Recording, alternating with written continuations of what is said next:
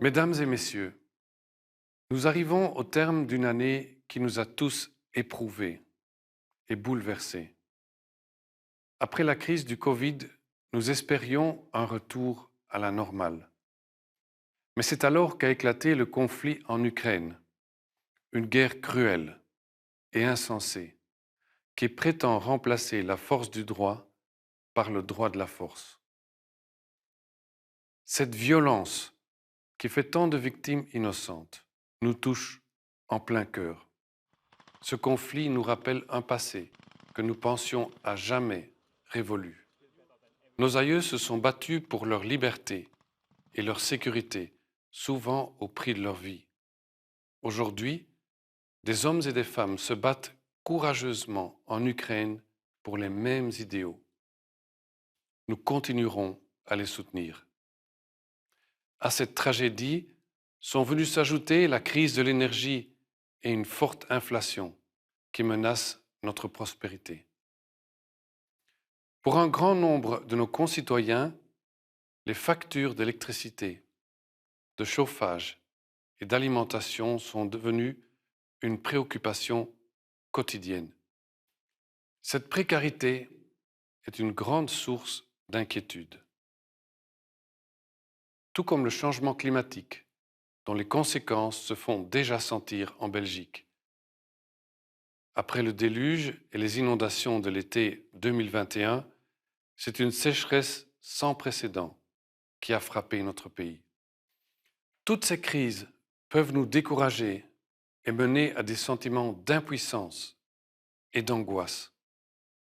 Il faut pouvoir les entendre et redonner de l'espoir à ceux qui perdent courage.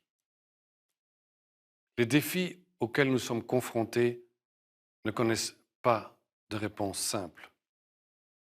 Mais nous trouverons des réponses grâce à notre créativité et à notre persévérance.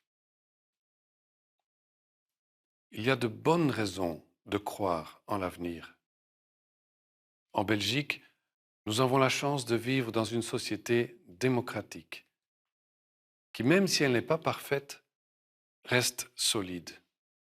Une société dans laquelle ont été progressivement mises en place des mesures de soutien, des filets de sécurité pour ceux qui en ont le plus besoin.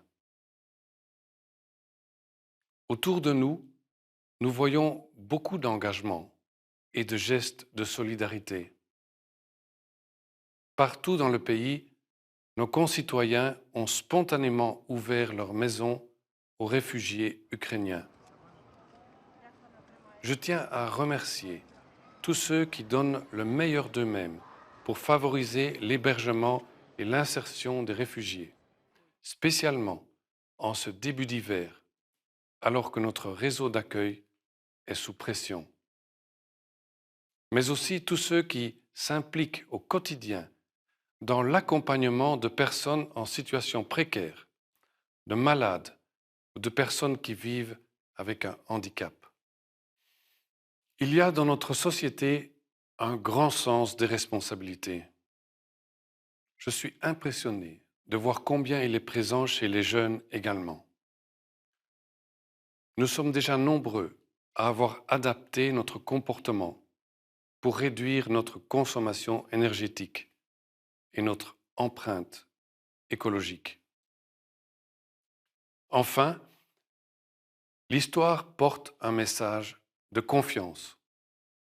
Elle nous apprend que nous sommes capables de surmonter les crises les plus difficiles à condition de le faire ensemble.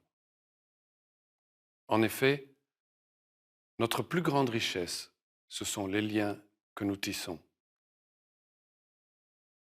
Plus que jamais, chaque acte que nous posons, si petit soit-il, chaque geste de bienveillance, chaque attention à l'égard de la planète fait la différence. Cela doit nous donner du courage et de l'espoir. Mesdames et messieurs, la reine et moi formons le vœu que l'année nouvelle nous ramène la paix dans le monde, en Europe, dans notre société et dans nos cœurs. Je vous souhaite un joyeux Noël et une bonne et heureuse année.